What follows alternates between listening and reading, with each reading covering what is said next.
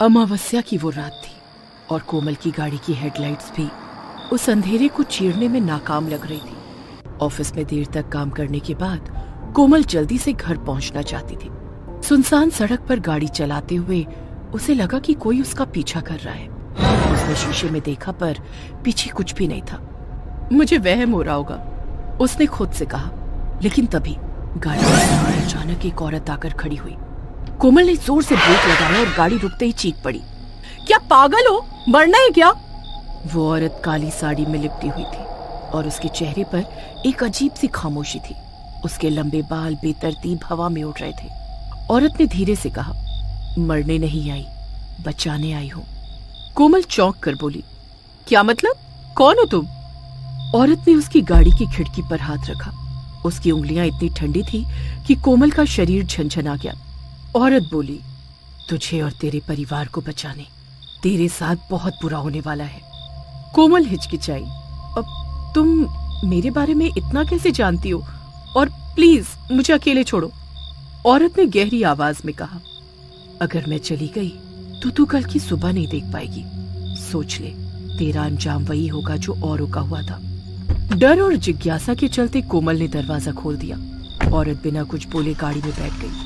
कोमल ने गाड़ी चलानी शुरू की और कहा, देखो मुझे सीधे घर पहुंचना है। अगर ये कोई चाल है तो मुझसे बुरा कोई नहीं होगा, बता देती हूँ। औरत ने मुस्कुरा कर कहा, तेरा घर तुझे सुरक्षित नहीं रखेगा अगर तू मेरी बात नहीं मानेगी।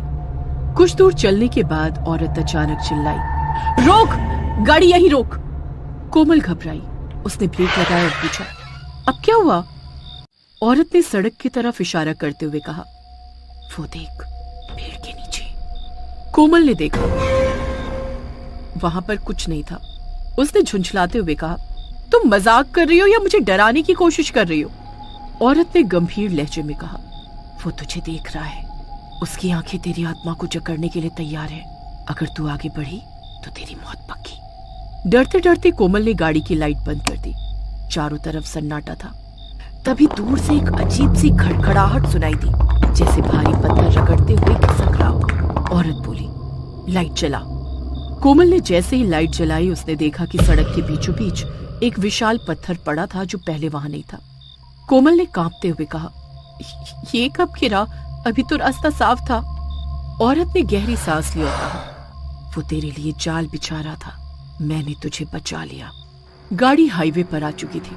औरत ने कहा, अब मुझे यहाँ उतार दे। कोमल ने कहा, तुम कहीं जाने का नाटक कर रही हो? तुम इस सुनसान जगह पर कहाँ जाओगी? औरत ने कहा, तेरे सवाल का जवाब तुझे कल मिलेगा, मैं तेरे घर आऊंगी। कोमल ने डरते हुए कहा, ठीक है, लेकिन अगर तुमने कुछ गड़बड़ की तो मुझसे बुरा कोई नहीं होगा। कोमल डरते डरते घर पहुंची और पति रचित को सारी बात बताई। रचित ने इसे उसकी थकान का असर बताया और कहा, सो जाओ, सब ठीक है। अगली रात दरवाजे पर दस्तक हुई। जब कोमल ने दरवाजा खोला तो वही औरत खड़ी थी। तुम सच में यहाँ आ गई? कोमल घबरा गई। औरत ने कहा, तेरे घर में कुछ है जो तेरे परिवार को खत्म करने पर तुला है, मुझे पूजा करनी होगी। कुछ देर बाद पूजा के दौरान माहौल और भी खौफनाक हो गया। तेज हवा घर के अंदर गूंजने लगी और दिए की लौ फड़फड़ाकर बुझने की कगार पर आ गई। तभी कोमल की माँ अचानक कमरे में आई। उनकी आंखें लाल हो चुकी थी और उनका चेहरा विकृत और डरावना लग रहा था। माँ ने गहरे स्वर में कहा, तूने मेरी नींद तोड़ दी है और अब मैं सबका अंत करूंगी। कोमल ने कांपते हुए पूछा, माँ, ये आप क्या कह रही हैं? पूजा कर रही औरत ने कोमल को रोका और सख्ती से कहा, ये तेरी माँ नहीं है, इन पर किसी और का साया है। माँ की आवाज गहरी और डरावनी हो गई। उन्होंने चीखते हुए कहा, मैं वो हूँ जिसे इसने अपने हाथों से मारा था। अब मैं इसे और इसके पूरे परिवार को खत्म कर दूंगी। कोमल हड़बड़ाकर पीछे हट गई। उसने डरते हुए कहा, ये बकवास है, मेरी माँ ऐसा कुछ नहीं कर सकती। आत्मा ने गुस्से से कहा, सच सुनना चाहती है? आज से 20 साल पहले तेरी माँ ने मुझे धोखे से मार डाला था। मैं गरीब और कमजोर थी। तेरी माँ ने अपनी इज्जत और परिवार बचाने के लिए मेरी जान ले ली और मेरी मौत को आत्महत्या दिखा दिया। अब मैं इस घर को तबाह कर दूंगी। कोमल ने कांपती आवाज में अपनी माँ से पूछा, माँ, क्या ये सच है? माँ जो अब आत्मा के काबू में थी थकी हुई आवाज में बोली, हाँ, मैंने इसे मारा था। ये मेरे पति के करीब आ रही थी। मुझे अपने परिवार की इज्जत बचानी थी। आत्मा ठहाका लगाते हुए बोली, तेरी माँ को अपने किए का कोई पछतावा नहीं, इसलिए मैं इस घर को कभी चैन से नहीं रहने दूंगी। औरत ने पूजा तेज कर दी। मंत्रोच्चार गूंजने लगा। अचानक कोमल की माँ की हालत बिगड़ने लगी। उनकी आंखें लाल हो गईं और शरीर कांपने लगा। आत्मा ने ठहाका लगाते हुए कहा, मैंने बहुत सहा है, अब मैं तेरा दर्द देखना चाहती हूँ।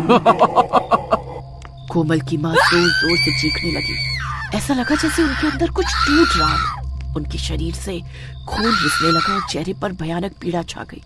उनके हाथों और पैरों पर नीले निशान उभर आए, मानो किसी ने उन्हें जकड़ रखा हो। आत्मा ने गुस्से से कहा, तूने मेरा जीवन तबाह किया, अब मैं तुझे मौत का असली स्वाद चखाऊंगी। कोमल चीखते हुए रो पड़ी, माँ, हमें माफ कर दो, ये सब मत करो। औरत ने गंभीर स्वर में कहा, यह आत्मा बेहद शक्तिशाली है, इसे रोकना मुश्किल है लेकिन कोशिश करूंगी। उसने पूजा की अग्नि के पास से जल उठाया और मंत्र पढ़ते हुए कोमल की माँ के पास छिड़क दिया। आत्मा ने दर्द से चीखते हुए कहा, तुम लोग मुझे नहीं रोक सकते, मैं इस घर का सर्वनाश करके जाऊंगी। फिर उसने कोमल की माँ को जोर से हवा में उठाकर जमीन पर पटक दिया। उनके शरीर में मरोड़ उठी और एक भयानक चीख के साथ उनकी मौत हो गई। कमरे में भयानक सन्नाटा छा गया। कोमल के पिता दीवार से टिके खड़े थे। उनकी सांसें तेज हो रही थी। औरत ने कोमल की ओर देखा और कहा, ये आत्मा अभी गई नहीं है, ये बदला लेने फिर लौटेगी, तुम्हें संभल कर रहना होगा। कोमल अपनी माँ के मृत शरीर के पास बैठकर फूट फूट कर रो रही थी। उसके मन में डर और अपराध बोध का तूफान उमड़ रहा था। आत्मा का बदला पूरा हो चुका था, लेकिन जाते जाते वो पूरे परिवार के दिल में ऐसा डर छोड़ गई जो शायद कभी खत्म नहीं होगा।